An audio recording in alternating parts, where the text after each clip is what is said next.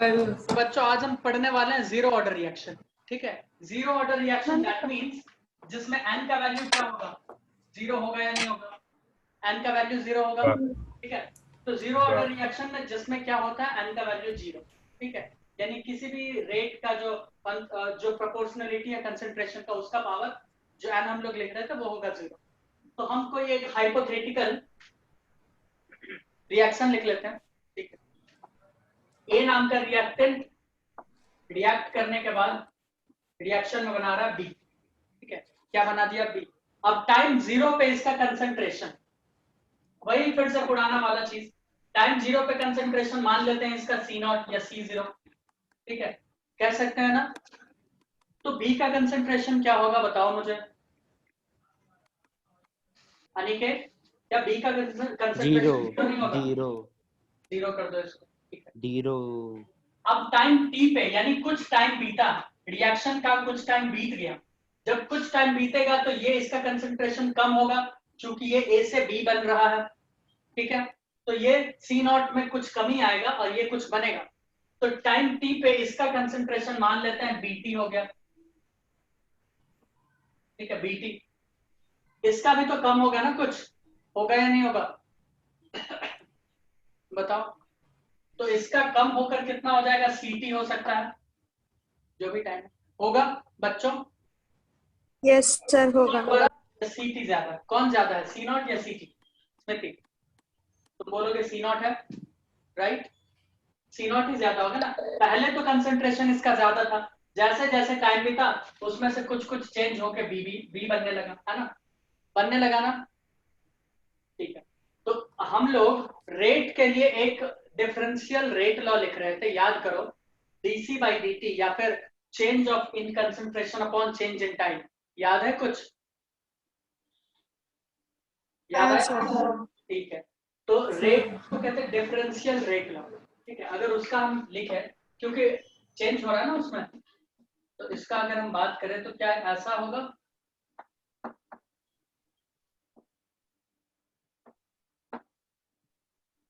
Differential rate law क्या होगा जरा बताओ दीपशिखा, क्या हो जाएगा, rate r is equals to,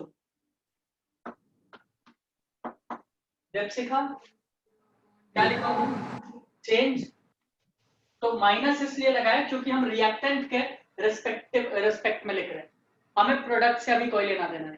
तो क्या हो जाएगा, ये चेंज डीसी अपॉन डीटी होगा या नहीं होगा, बोलो।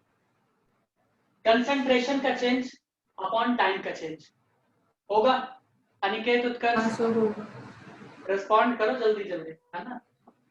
Yes sir. तो इसमें ऐसे भी तो लिख सकते हैं ना, ए का कंसंट्रेशन अपॉन डीटी होगा या नहीं होगा ये। तो इसको हम लोग यहाँ पर लिखेंगे फर्स्ट इक्वेशन, क्या लिखेंगे बच्चों, फर्स्ट। ये हमने कौन सा वाला रेट लॉ लिखा है, ये लिखा है हमने डिफरेंशियल रेट लॉ। ठीक है, डिफरेंशियल रेट लॉ। अब सीधा जो एक रेट लॉ हमारे पास आया था मार्केट में, ठीक है, वो क्या बता रहा था कि रेट डायरेक्टली प्रोपोर्शनल होता है किसके, कंसंट्रेशन के पावर n के, यही बोला था ना, याद करो दीपशिका, यही बोला गया।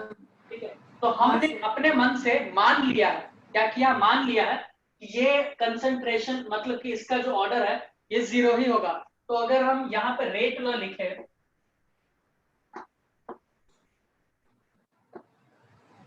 रेट आर, फिर से, तो रेट आर क्या होता है, डायरेक्टली प्रोपोर्शनल कंसंट्रेशन का पावर n, या फिर हम लोग ऐसे लिखते हैं आर इज इक्वल्स टू के, और जो भी है ए का पावर जो भी है ना। तो ए का पावर यहाँ पर क्या होगा, मुझे बताओ, ये ऑर्डर ऑफ रिएक्शन जीरो है तो n की जगह यहाँ पे जीरो लिख दें। Yes sir. तो a का पावर अगर हम जीरो लिखते हैं तो r का वैल्यू यहाँ पर क्या हो गया, k हो गया, ये हमारा दूसरा इक्वेशन। यहाँ पे r k के बराबर हो जाएगा कि नहीं, यानी इसका जो रेट है किसी भी जीरो ऑर्डर का रेट, उसके रेट कांस्टेंट के बराबर हो गया कि नहीं हो गया, मुझे बताओ। हो गया।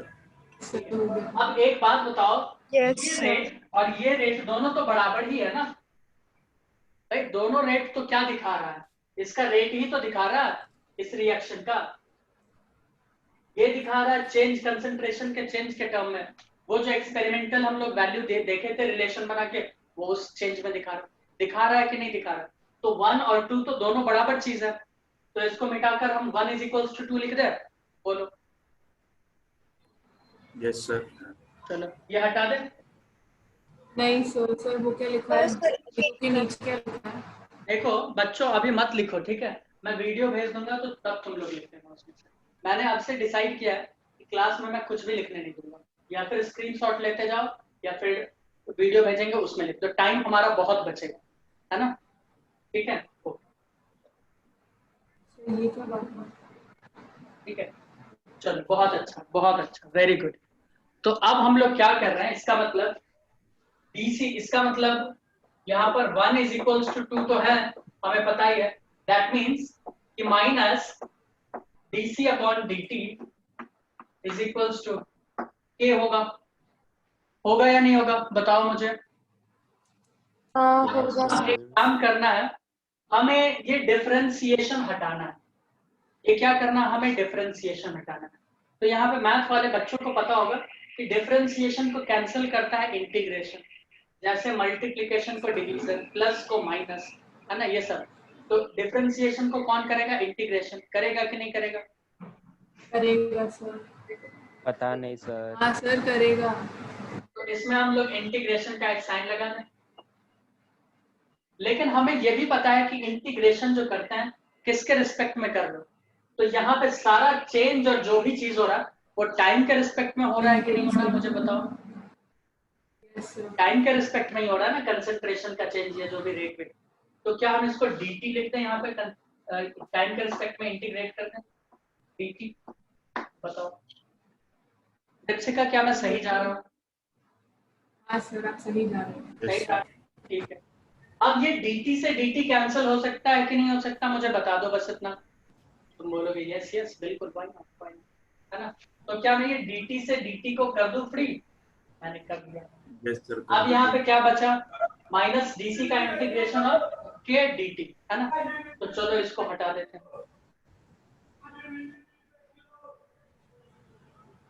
जिनको इंटीग्रेशन नहीं आता उन्हें डरने का कोई जरूरत नहीं है, क्योंकि इंटीग्रेशन का इस चैप्टर में यूज नहीं, और अगर होगा भी तो इतना है कि अभी ही समझना है, ठीक है? यानी यहाँ पे बचा क्या? इसका मतलब इंटीग्रेशन माइनस, हम चाहे तो माइनस के साइन को बाहर ले सकते हैं, काफी अच्छा हो जाएगा हमारे लिए, है ना? तो ये हो जाएगा DC, यहाँ पे सिर्फ DC बचा, और यहाँ पर क्या बचा? अच्छा ये k कांस्टेंट है तो k को भी बाहर हम निकाल सकते हैं, ठीक है? ये हमारे लिए काफी सही हो जाएगा, है ना? तो k इंटीग्रेशन होगा। अब ये बताओ डिफरेंशिएशन को हटाएं तो इंटीग्रेशन के साइन को भी हटाना पड़ेगा, d और इंटीग्रेशन। क्यों दीपशिका, तुम्हें तो पता होगा। Yes sir. ये इंटीग्रेशन है कहां से कहां तक? ये भी तो है कि भाई कंसंट्रेशन या टाइम कहां से कहां तक आप बात कर रहे हैं। तो कंसंट्रेशन कहां से कहां गया है? C0 से CT गया कि नहीं गया? CT। बताओ। पहले C0 था, पहले जो भी एक्चुअल कंसंट्रेशन था टाइम 0 पे, उसके बाद फाइनल कितना हुआ? CT हुआ कि नहीं हुआ?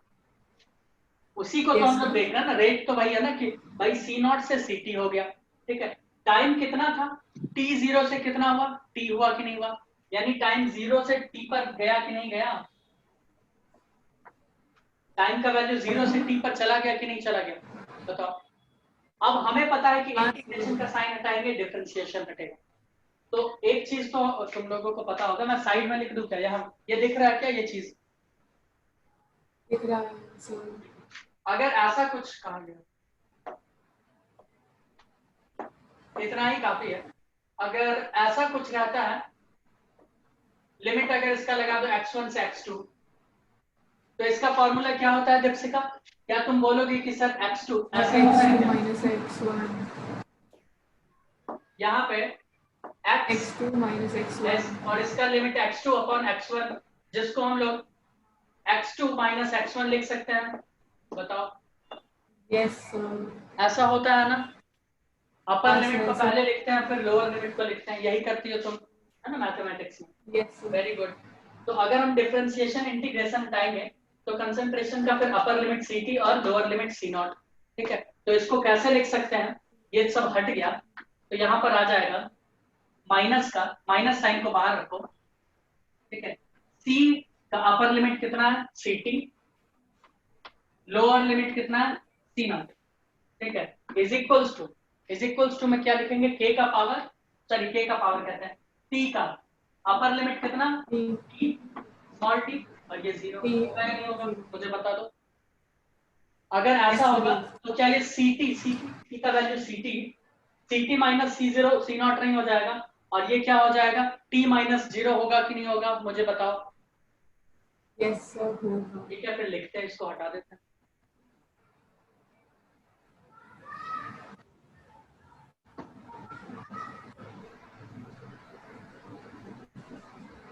तो ये क्या हो जाएगा, अच्छा ये माइनस का साइन है तो माइनस का साइन को भी हम लोगों को ध्यान में रखना चाहिए है ना। तो ये क्या होगा minus c T minus c naught is equals to k t minus 0। क्यों दीपशिका करेक्ट? Yes sir.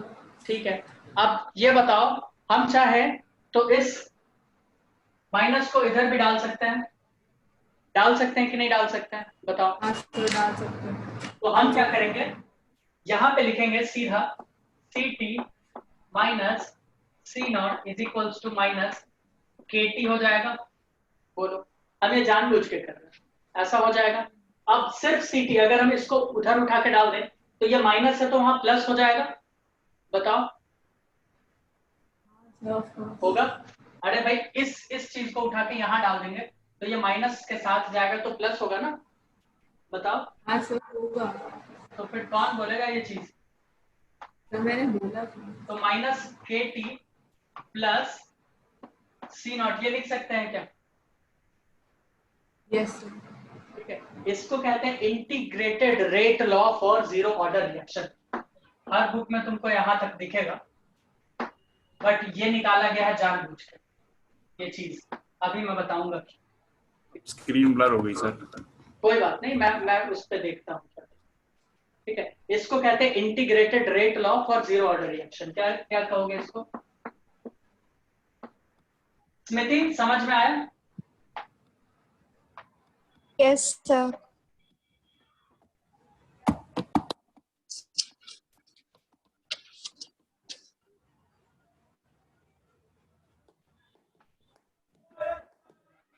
ये integrated rate law for zero order reaction, ये इंटीग्रेशन वाला लिख सकती हो स्मृति, बस इतना काम आएगा है ना। तो इसमें कोई घबराने वाली बात नहीं है। ठीक है, तुम डर जाती हो हमेशा, खौफ में आ जाती हो जब भी इंटीग्रेशन मैंने के पढ़ा है। तुम डर गई होगी, मुझे पता है, ये बात मुझे पता है। तो ये समझ में आया क्या? ये तो काफी इजी हो गया। ये क्या बता रहा है, टी टाइम पे कंसंट्रेशन कितना सॉरी, ये क्या बता रहा है, टी टाइम पे कंसंट्रेशन कितना बता रहा है कि नहीं बता रहा, और ये उसका इनिशियल कंसंट्रेशन, ये कितना टाइम बीत गया है, और ये rate constant, right? Deepshikha, Aniket, right sir. क्या मैं सही बोल रहा हूँ? हाँ मैं सही बोल रहा हूँ है ना। Yes, तो मैं इसे sir. हटा देना चाहूंगा।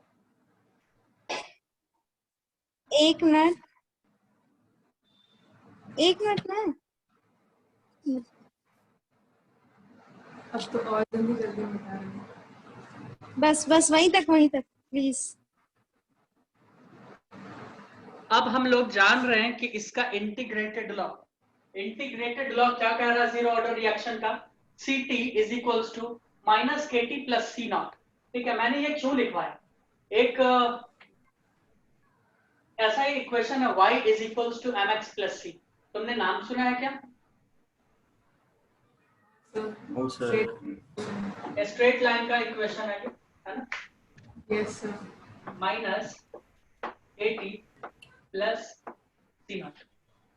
तो हम इसके नीचे लिखेंगे y is equals to M X plus C, M X plus सी, ठीक है, कैपिटल एम डाल दो, कोई एम एक्स प्लस सी। अब m क्या होता है हमें पता है, m क्या होता है स्लोप, ठीक है, और ये स्लोप दिखा रहा है क्या, माइनस के, यानी नेगेटिव स्लोप। माइनस का मतलब नेगेटिव हुआ ना, क्यों दीपशिका, तुम तो मैथ्स की हो। तो माइनस के का मतलब होता है नेगेटिव स्लोप, ठीक है, और ये नेगेटिव तो होगा ही, बिल्कुल होगा। और y पे क्या होगा, कंसंट्रेशन, ठीक है, y पे क्या है, कंसंट्रेशन, y x पे क्या है, टाइम। कंसंट्रेशन टाइम ग्राफ बनेगा या नहीं बनेगा, ड्रॉ कर ले क्या यहाँ पे एक छोटा सा, अच्छा सा प्यारा सा। उल्टी लाइन बनेगी एक सीधी वाली। क्या बोल रहे हो, उल्टी क्या हो रहा है, हाँ कुछ नहीं सर। कुछ तो तुमने बोला है ना। तो मैंने बोला कि एक सीधी लाइन बनेगी ऐसे उल्टे तरफ से। कोई नहीं, हो जाता उल्टा सीधा एक समान। चलो ठीक है, तो हमने x पे क्या दिखा दिया, अच्छा यहाँ पे चाहो तो हम लिख सकते हैं, है ना, बहुत सारे बच्चे कंफ्यूज हो जाएंगे कि सर क्या से क्या हो गया। तो y हो गया है ct, y पर क्या डालेंगे, ct, ओके स्मृति, y पे हम क्या डाल देंगे, ct डालेंगे, x पे हम क्या डालेंगे, टाइम डालेंगे, है ना, x पे टाइम डालेंगे। फिर ये c क्या होता है ना, ये m तो स्लोप हो गया, ये c क्या होता है, ठीक है, ये c बताता है y पे पोजीशन कहां से स्टार्ट हुआ है, कहां कट कर रहा है, ठीक है। तो क्या एक बात बताओ, t0 पे, यहाँ पे हम लिख रहे हैं time t0, t equals to 0, क्या t0 पे कंसंट्रेशन बहुत ज्यादा नहीं होगा, दैट इज c नॉट नहीं होगा क्या, बताओ किसी का, यस होगा।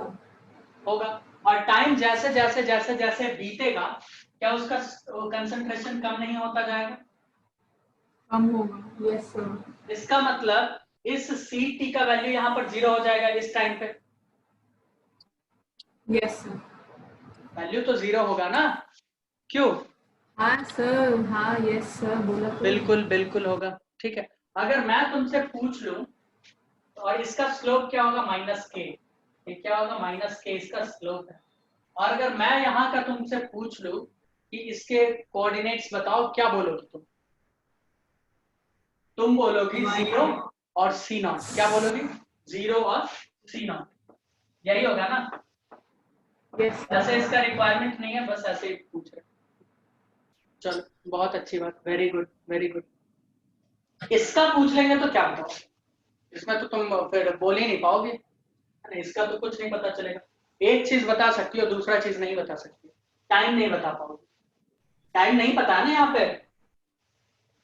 अरे एक चीज, ct तो यहाँ पे 0 है, ct तो यहाँ पे 0 है, y एक्सिस 0 पे है कि नहीं, यहाँ बताओ, y तो यहाँ पे 0 पे है, लेकिन x एक्सिस का वैल्यू क्या होगा, y तो यहाँ पे 0 है, पहले वाला क्या होगा, x क्या होगा, क्यों ना हम x कैलकुलेट कर ले, बोलो, हम x को कैलकुलेट कर सकते हैं इस इक्वेशन में, ct का वैल्यू अगर हम 0 डालो, क्योंकि इससे हमको यह पता चल रहा है कि यहाँ कंसंट्रेशन यानी ct का वैल्यू क्या हो गया, 0, तो 0 is equals to minus kt plus c0 नहीं लिख सकते क्या, 0 is equals to minus kt plus c0 हो जाएगा। अब बताओ इसको क्या कर सकते हो तुम, kt को इधर ले आए और c0 हो जाएगा, तो टाइम बराबर क्या हो जाएगा, c0 बाई k, होगा या नहीं होगा, और t बराबर c0 बाई k, यानी ये पोजीशन पे क्या है, इस पोजीशन पे रिलेशन टाइम का क्या आ रहा है, ये है c0 अपॉन k, हुआ कि नहीं हुआ बताओ। अब अगर इसका कोऑर्डिनेट्स पूछ दे तो तुम बोलोगे very easy, c0 by k comma 0, होगा या नहीं होगा, बताओ बताओ दीपशिका। हाँ सर होगा। और ये तो स्लोप है, ये नेगेटिव दिखा ही रहा, ऊपर से नीचे की ओर आ रहा है, बताओ इसमें तो मुझे नहीं लगता है कि कोई दिक्कत होना चाहिए, मैंने काफी ज्यादा क्रिस्टल क्लियर कर दिया, राइट, बताओ बताओ। उत्कर्ष, यस सर। काफी ज्यादा क्रिस्टल क्लियर करने का मैंने एक प्रयास किया है ना। इसमें किसी को कोई डाउट है क्या, स्मृति कुमारी, नो सर। मुझे तो नहीं लगता है तुम्हें कोई डाउट होना चाहिए, है ना, यस सर। Very good. अब हम जीरो ऑर्डर रिएक्शन का हाफ लाइफ देखना चाहेंगे, ठीक है, हम क्या देखना चाहेंगे, इसका हाफ लाइफ, क्या तुम लोग भी देखना चाहोगे, चलो दिखा, हटा दे इसको, हटा दे। हाफ लाइफ क्या होता है, सबसे पहले सवाल यही है, जीरो ऑर्डर रिएक्शन में हाफ लाइफ से बहुत ज्यादा इंपॉर्टेंट सवाल आता है, मैंने देखे बहुत सवाल, जीरो ऑर्डर फर्स्ट ऑर्डर इसी पे चलता है ये केमिकल। ठीक है, हटा दिया, जल्दी बताओ। हटा दो। हटा दो सर। हटा दीजिए। चलो मैं इसे हटा देता हूँ, है ना, वैसे भी इसमें कुछ रह नहीं गया।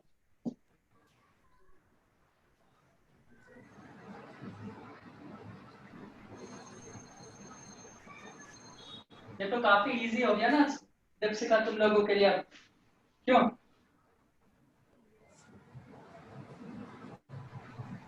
क्या कहती हो Deepshikha? Yes sir. Half life का मतलब, हाफ लाइफ का मतलब कि रिएक्टेंट का एक टाइम ऐसा आएगा, ठीक है, जब उसका कंसंट्रेशन क्या हो जाए, हाफ। क्या हो जाएगा उसका कंसंट्रेशन? हाफ हो जाएगा। ठीक है, अब कंसंट्रेशन हाफ होगा तो क्या होगा, कैसे? हम इस हाफ लाइफ को लिखते हैं, चलो हाफ लाइफ को हम लोग लिखते हैं टी हाफ से। किससे लिखते हैं? T1/2 से, ऐसे लिखते, इसको कहते हैं half life. T arrow T1/2, half, T half, time half. इसमें क्या होता है, इसमें होता है रिएक्टेंट का कंसंट्रेशन। हमें पता है कि प्रोडक्ट से कोई लेना देना है नहीं, ऑर्डर ऑफ रिएक्शन, तो रिएक्टेंट का जो कंसंट्रेशन है वो क्या हो जाता है, हाफ।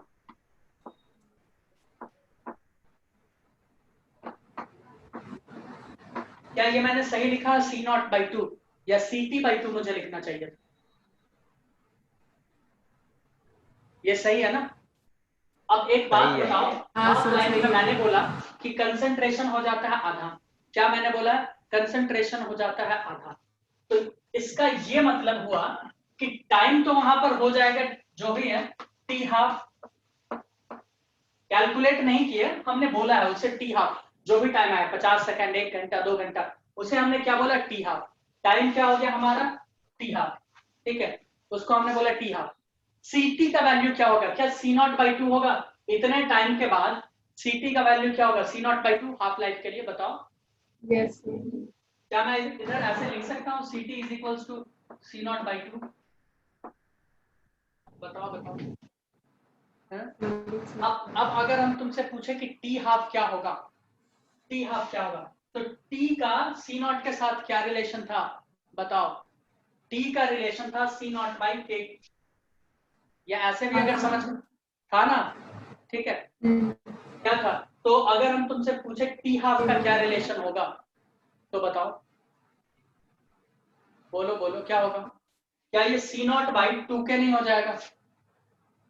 C0/K था तो C0/2 के नहीं हो जाएगा टी हाफ का? सिंपल। अरे भाई होगा कि नहीं होगा?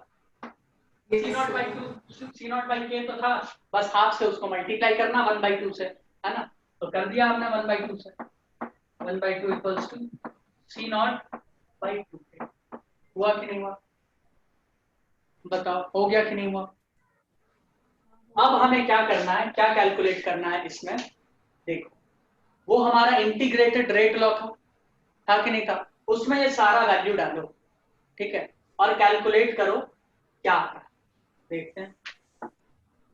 इतना चीज समझ में आया कि कंसंट्रेशन मुख्य क्या है हमें जानना, कि इसमें कंसंट्रेशन क्या हो जाएगा, हाफ। क्या हो जाएगा concentration, half. Integrated rate law हमारा क्या था, क्या बोल रहा था इंटीग्रेटेड रेट लॉ? सीटी बराबर, अच्छा सीटी की जगह पे हम क्या लिख सकते हैं, बताओ। सीटी की जगह पे रेट लॉ में क्या लिख सकते हैं, C0/2। C0/2। C0/2। पहले एक्चुअल वाला फॉर्मूला लिख लेते हैं। CT = क्या था बच्चों, क्या था बोलो? KT + C0। हाँ, ये लिखा है सर, वही था। अच्छा यहाँ पर KT की जगह क्या लिख सकते हैं, बोलो। KT की जगह क्या लिखेंगे हम? KT हाफ लिख दें, KT half yes sir. Yes sir. Plus C0 की जगह क्या लिखें, C0 ही लिखेंगे। क्यों? C0 की जगह तो C0 ही लिखना पड़ेगा ना, क्यों भाई? ठीक है, अब ये बताओ, अब अगर हम इसको K3 इसका वैल्यू अगर हमें कैलकुलेट करना होगा तो क्या करेंगे, C0/2 को उधर डाल दें, बोलो, यानी KT1/2 इज इक्वल्स टू क्या होगा, C0 माइनस C0/2। क्या ये C0/2 ही होगा? बताओ, इतना मुझे बताओ, क्या ये C0/2 ही होगा? अरे बताओ भाई, होगा ना? हाँ सर, Yes, हाँ, sir. होगा Yes, sir. ठीक है, ठीक होगा सर। ठीक है। तो देखो इसमें क्या रिलेशन निकल के आ रहा है, इसका मतलब क्या हुआ, हाफ लाइफ जो है जीरो ऑर्डर रिएक्शन का, उसका क्या रिलेशन है, किसके साथ ये डायरेक्टली प्रोपोर्शनल रिलेशन बना रहा है? इनिशियल कंसंट्रेशन के साथ। किसके? इनिशियल कंसंट्रेशन के साथ। ठीक है, इसको बाकी के कंसंट्रेशन चीज से कोई लेना देना नहीं है, इनिशियल कंसंट्रेशन के साथ इसका डायरेक्ट रिलेशन। ठीक है, तो क्या हम इसके नीचे ये लिख सकते हैं? बिल्कुल, है ना? तो हम इसके नीचे तो नहीं लिखेंगे, हम यहाँ पे लिखेंगे, उस चीज के लिए यहाँ पे लिखेंगे।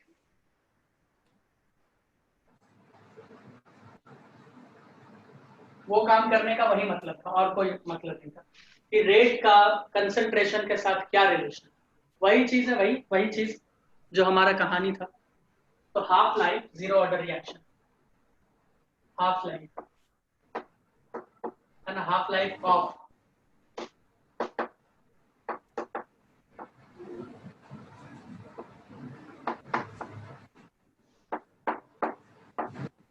is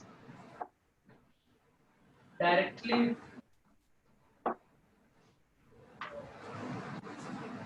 proportional to initial concentration। बोल रहे, बोलो